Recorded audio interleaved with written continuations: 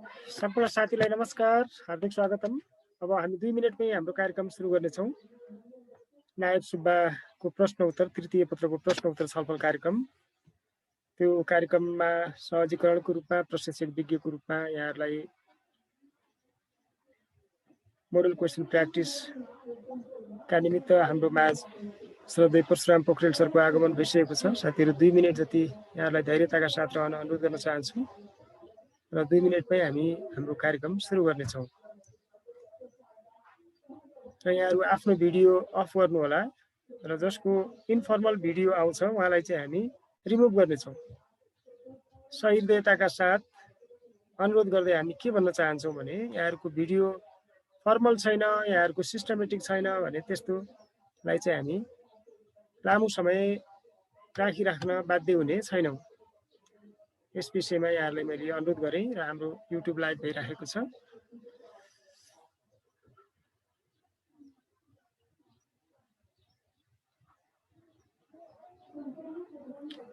आज हामी चैतन्यको 18औं शनिबारीय श्रृङ्खलामा छौँ। हरेक शनिबार हामी चैतन्य शनिबारीय श्रृङ्खलाका साथ यहाँहरूमा आज उपस्थित हुने गर्दछौँ। मलाई विश्वास छ यहाँहरूमध्ये धेरैजसो हाम्रो नियमित कार्यक्रममा सहभागी हुनेहरू मध्येबाट हुनुहुन्छ होला। केही त हाम्रो नियमित विद्यार्थी, नियमित सहभागीहरू पनि हुनुहुन्छ, चैतन्यको सदस्यहरू पनि हुनुहुन्छ र केही चाहिँ नियमित रूपमा हाम्रो शनिबारीय कार्यक्रममा सहभागी हुनेहरू मध्येबाट हुनुहुन्छ र केही नयाँ पनि हुन सक्नुहुन्छ। यहाँलाई म अनुरोध गर्न चाहन्छु, यहाँहरू सबैजना म्युट हुनुहुन्छ। म्युट अवस्थामा नै हामी राख्छौँ अहिले, पछि खुल्ला छलफल हुँदाखेरि अनम्युट गर्छौँ र तपाईँहरूलाई भिडियो पनि अफ राख्न हुन म अनुरोध गर्न चाहन्छु। र आज हामी शनिबारीय श्रृङ्खलामा बिहानदेखि विभिन्न कार्यक्रमहरूसहित तपाईँहरूमा आज उपस्थित भएका छौँ र अहिले हामी नायब सुब्बा तृतीय पत्रको प्रशासन र राजस्व समूहका केही प्रश्नहरू, सरले त्यो प्रश्न पत्रको मोडलमा 8-8वटा प्रश्न राख्नु भएको थियो, तिनै प्रश्नहरूको बारेमा यहाँ छलफल गरिनेछ। कृपया यहाँहरूलाई म भिडियो अफ नै राख्न अनुरोध गर्न चाहन्छु है। यहाँहरूको भिडियोले अरूलाई डिस्टर्ब गरिरहेको हुन्छ, त्यसले गर्दाखेरि म कृपया यहाँहरूलाई भिडियो अफ नै राख्नु हुन अनुरोध गर्न चाहन्छु।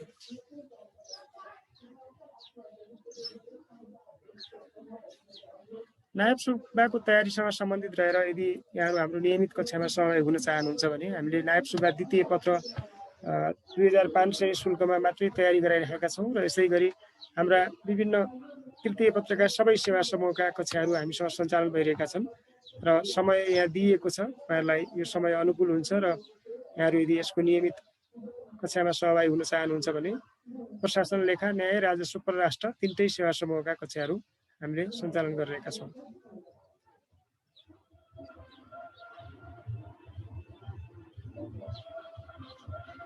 अब 3:30मा हाम्रो अर्को कार्यक्रम पनि भएको हुनाले अब ढिलो नगरिकन हामी यो कार्यक्रमतिर अगाडि बढ्न चाहन्छौँ। मैले यहाँहरू सबैलाई पुनः हार्दिक स्वागत गर्न चाहन्छु। आज अहिले नायब सुब्बा तृतीय पत्रको नमुना प्रश्न उत्तर लेखन सिप विशेष अन्तर्क्रिया कार्यक्रममा छौँ र जसमा प्रशासन र राजस्व समूहका केही नमुना प्रश्नहरू छलफल गरिनेछन् र तपाईँहरूसँग अन्तिममा खुल्ला छलफल पनि गरिनेछ। यति भन्दै मैले आफ्नो स्क्रिन सेयर अफ गरेको छु र अब सिधै हामी आजको निर्धारित कार्यक्रमतिर अगाडि बढ्नेछौँ र मैले यहाँहरूलाई आफ्नो भिडियो अफ गर्न अनुरोध गरेको छु। एकजना मित्रले मेरो मोबाइल नम्बर मागिरहनु भएको छ। ओके, म तपाईँहरूलाई यदि तपाईँहरूलाई चैतन्यसँग सम्बन्धित केही कुराहरूमा सम्पर्क गर्नु पर्यो भने यद्यपि हाम्रो मोबाइल नम्बरको उपलब्धता धेरै ठाउँमा छ, यहाँले पाउन सक्नु भएन होला। प्रश्नहरू कहाँ छ भन्ने कुराहरूको जिज्ञासा हो भने हाम्रो फेसबुक पेजमा छ है। मेरो नम्बर चाहिँ यहाँ छ, तपाईँहरूलाई मैले सबैका लागि उपलब्ध गराएको छु र तपाईँहरू सम्पर्क गर्न सक्नुहुनेछ।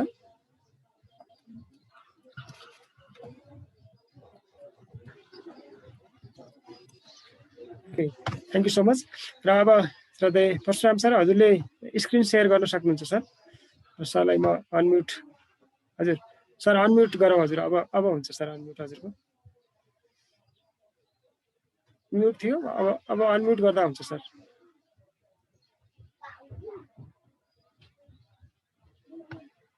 हजुरले एकछिन अनम्युट गर्नुहुन्छ सर परशुराम सर हजुर सरलाई अनम्युट गर्न अनुरोध गरेँ हजुरले एकछिन अनम्युट गरौँ सर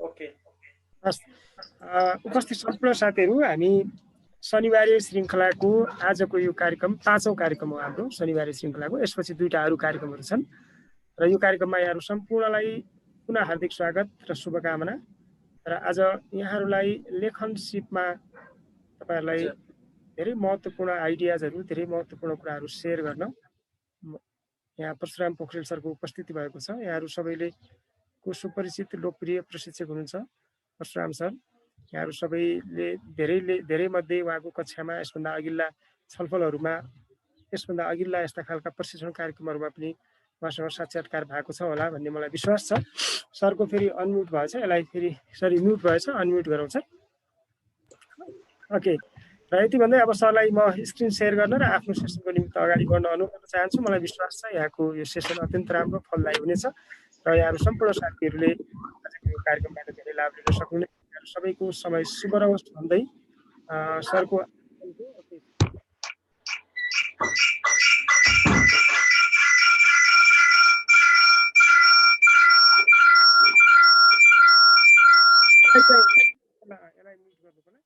आइफोनको अब गर्दा हुन्छ सर हजुरले अनम्युट हजुर सर नमस्कार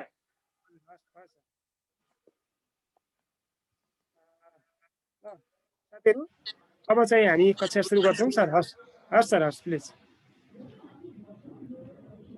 सुरु गर्दा हुन्छ सर ओके म स्क्रिन शेयर गर्छु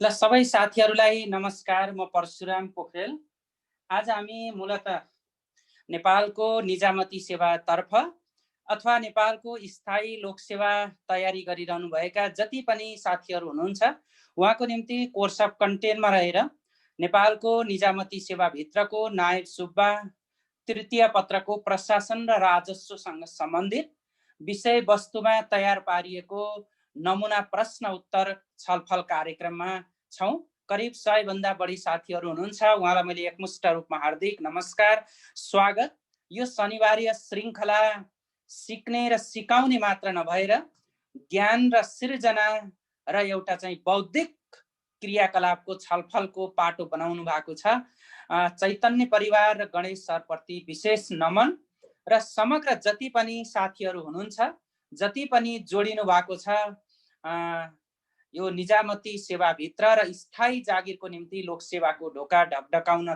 तयार हुनुभएका र विभिन्न यो चाहिँ पेन्डामिक अथवा चाहिँ कोरोना महामारीबाट घरमै बसेर अथवा आफ्ना क्रियाकलापमा दायाँ बायाँ रहेर जति यसका निम्ति अग्रसर हुनुहुन्छ उहाँहरूलाई एकपटक सफलताको शुभकामना you can get to the work you can success your life तपाईको जीवनमा तपाई जसरी चाहिँ एउटा एक स्टेपबाट सुरुवात गर्नुहुन्छ त्यसको स्टेप तयार गर्नका निम्ति हाम्रा योजना हाम्रा कार्यक्रमहरू अत्यन्त महत्त्वपूर्ण रहनेछन् त्यसका निम्ति आजको विशेष श्रृङ्खलाले तपाई हामीलाई चाहिँ अगाडि बढ्नको निम्ति धेरै सहयोग पुर्याउनेछ त्यसका निम्ति यहाँहरूको र मेरो दोहोरो छलफल हुनेछ आज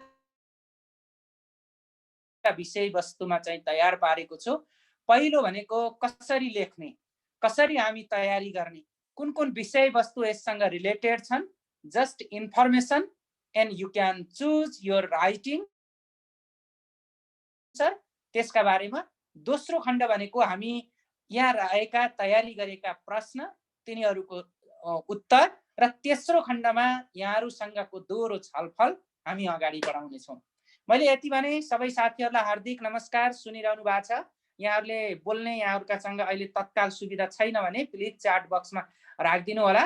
यहाँका च्याट बक्समा अथवा यहाँहरूले लेखेको क्वेसन अथवा यहाँहरूले चाहिँ कमेन्ट गर्नुभएका विषयवस्तुलाई हेरेर आजको कार्यक्रमलाई निरन्तरता दिनेछु र त्यही अनुसार लानेछु।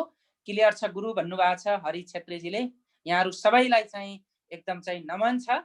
केही कन्फ्युजन अथवा बोलीमा प्रष्टता आएन, केही चाहिँ टेक्निकल्ली अलिकति समस्या पर्यो वा मेरै केही शब्दमा पनि यहाँहरूलाई चाहिँ कन्फ्युजन लाग्यो भने प्लिज तपाईँले चाहिँ घन्टी बजाउनु होला।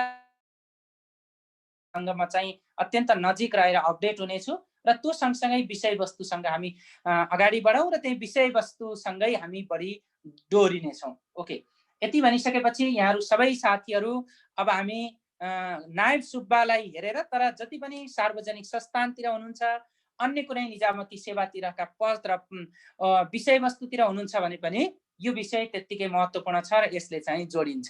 ओके, अब यति भनिसकेपछि यहाँ अलिकति मैले थोरै यहाँ देखाएँ, यसो यो हेर्नु होला। How to become a success. तपाईँको जीवनमा तपाईँ आफू सक्सेस हुनको निम्ति सबैभन्दा पहिला तपाईँले सुरुवात गर्नुहोस्, काम गर्नुहोस्, किप वर्किङ। त्यसपछि डु नट स्टप, तपाईँ नरोकिनुहोस्। हुनसक्छ परीक्षा दिँदै गर्दा कहिले वैकल्पिक परिएला, कहिले चाहिँ लिखितमै नआउला, तर त्यतिले तपाईँको जीवनलाई निर्धारण गर्दैन। त्यस कारणले गर्दा यु क्यान सक्सेस। तपाईँ सक्सेस हुनको निम्ति तपाईँ अगाडि बढ्ने हो, पछाडि ब्याक चाहिँ हुने होइन। ओके, यति भनिसकेपछि अगाडि जाउँ। अब तयारी कसरी गर्ने, के विषय पढ्ने, यो विषयमा यहाँहरूको साथीहरूको ध्यान केन्द्रित गर्न चाहन्छु। सबैभन्दा पहिला त तपाईँले के पढ्ने, कसरी पढ्ने, के लेख्ने, कसरी लेख्ने र कति लेख्ने, यो भनिरहँदा अहिले हामी चाहिँ नायब सुब्बाको कोर्स अफ कन्टेन्टमा रहेर थर्ड पेपरको प्रशासन र अनि त्यसपछि राजस्वको छौँ भने फर्स्ट अफ अल तपाईँले के पढ्ने त भन्दा कोर्स अफ कन्टेन्ट चाहिँ क्लियर पार्नुहोस् है। तपाईँ जति पनि परीक्षा दिने साथीहरू हुनुहुन्छ भोलि दिनु होला, तपाईँले कोर्स अफ कन्टेन्ट हेर्न पर्यो। थर्ड पेपर भनेको तपाईँको चाहिँ चोइसको विषय हो। कसैले प्रशासन मात्रै दिनु होला, कसैले राजस्व मात्रै दिनु होला, कसैले लेखा परीक्षण पनि दिनु होला, कसैले चाहिँ लेखा मात्रै पनि दिनु होला। एनीवे त्यो विषयभित्र तपाईँले जति सब्जेक्ट त्यसभित्र चुज गरेर दिनुहुन्छ, सर्वप्रथम तपाईँले के पढ्ने हो डिटरमाइन गर्नुहोस्। कोर्स अफ कन्टेन्ट चाहिँ राम्रोसँग चाहिँ डिटरमाइन गर्नुहोस्। त्यसपछि कसरी पढ्ने भन्ने हुन्छ। कसरी पढ्ने भनेको तपाईँको प्रत्येक 3टा खण्ड छन्, प्रत्येक खण्ड वाइज तपाईँले विषयवस्तुको ज्ञान लिनुपर्ने हुन्छ। पहिलो कुनै पनि विषयवस्तुको बारेमा त्यसको डेफिनेसन पढ्नुहोस्, त्यसको अवधारणा पढ्नुहोस्, त्यसको विकासक्रम पढ्नुहोस्, त्यो भित्र भएका समस्याहरू पढ्नुहोस्, त्यो भित्र भएका नेपालमा भएका व्यवस्थाहरूको बारेमा पढ्नुहोस्। जस्तै उदाहरणको निम्ति नेपालको संविधान बारेमा पढ्नु छ भने नेपालको संविधान 2072 मा जारी भएको संविधान हेर्नु पर्यो, विगतदेखिको संविधान हेर्नु पर्यो, त्यसको विकासक्रम पढ्नु पर्यो भने, अनि त्यसपछि संविधानका मूलभूत विषयवस्तुहरू पढ्नु पर्यो। त्यस्तै गरेर नेपालको सार्वजनिक सेवा प्रवाहको बारेमा पढ्नु छ भने सार्वजनिक सेवा प्रवाहको डेफिनेसन पढ्नु पर्यो, त्यसको सिद्धान्त पढ्नु पर्यो, नेपालमा त्यस सम्बन्धी भए गरेका व्यवस्था, विशेषता, कानुन के छ त्यो विषयवस्तुको बारेमा पढ्नु आवश्यक छ। अनि यो सँगसँगै पढ्न त पढ्नुभयो त्यति सबै, तर कस्तो लाग्छ भने कसैलाई घोकेर पढ्ने बानी हुनसक्छ, कसैलाई लेखेर पढ्ने बानी हुनसक्छ, कसैलाई कसैले भनेको सुनेको आधारमा चाहिँ आउने हुनसक्छ। त्यो आफ्ना तरिका हुन्छन्। त्यस कारणले सकेसम्म तपाईँले कुनै पनि विषयवस्तुलाई आउँदैन भने त्यसलाई पहिलो, दोस्रो, तेह्राई, चौथाई गरेर पढ्नुहोस्। पढ्ने त्यसरी पढ्नु होला। सकेसम्म तपाईँले मर्निङको टाइममा चाहिँ पढ्नुहोस्, इभिनिङको टाइममा साँझको बेलामा चाहिँ लेख्ने बानीको विकास गर्नुहोस्, दिउँसो कुनै पनि साथीहरूसँग छलफल गर्नुहोस्। यसरी तपाईँको पढाइ अथवा यसरी तपाईँको चाहिँ बुझाइ प्रष्ट हुन्छ भन्ने हो कसरी पढ्ने। त्यसपछि पढेर मात्रै त भएन, एक्जाम फेस गर्ने भनेकै लेखेर हो। लेखेर पास हुने हो। जतिसुकै पढे पनि लेख्न सकेन भने त्यसको उपलब्धि हुँदैन। त्यसैले के लेख्ने त भन्दा तपाईँले लेखेको कुरालाई, पढेको कुरालाई कम्तीमा पनि 3 चोटि पढ्नुहोस्, एकचोटि लेख्नुहोस्, फेरि 2 चोटि पढ्नुहोस्, एकचोटि लेख्नुहोस्। बिस्तारै तपाईँले त्यसलाई चाहिँ रिभ्यू गर्दै जाँदाखेरि एकचोटि लेख्ने र अर्को चोटि पढ्ने भयो भने तपाईँको लेखाइ र पढाइ सँगसँगै जान्छ। त्यसकारण तपाईँले जति बढी त्यसलाई चाहिँ लेख्दै जानुहुन्छ तपाईँले टाइम म्यानेजमेन्ट पनि गर्न सक्नुहुन्छ। त्यसकारण टाइम म्यानेजमेन्ट भनेको लोकसेवा इक्जाम फेस गर्ने सबैभन्दा बढी सेन्सिटिभ विषयवस्तु अथवा टाइम म्यानेजमेन्ट गर्न नसकेर धेरै कमजोर भएको अवस्था हुन्छ। त्यसकारण टाइम म्यानेजमेन्ट गर्ने भनेको तपाईले धेरैभन्दा धेरैचोटि विषयवस्तुलाई अगाडि राखेर लेख्ने हो। यसै भने अब कसरी लेख्ने त? लेख्ने त त्यसरी लेखियो पहिला त, तर कसरी लेख्ने त भन्दा टाइम म्यानेजमेन्ट गरेर लेख्नको निम्ति सरदर तपाईले के गर्नुस्, 5 मार्क्सको क्वेशनको निम्ति 5 देखि 7 मिनेट, 7 देखि 8 मिनेट, 10 मार्क्सको क्वेशनको निम्ति यसमा आउने प्राय गरेर 5 र 10, त्यसपछि 15 देखि 16 मिनेट टाइम म्यानेजमेन्ट गरेर लेख्नुस्। जहिले पनि लेख्दाखेरि 3टा विषयवस्तुको फर्मेटमा लेख्नुस्।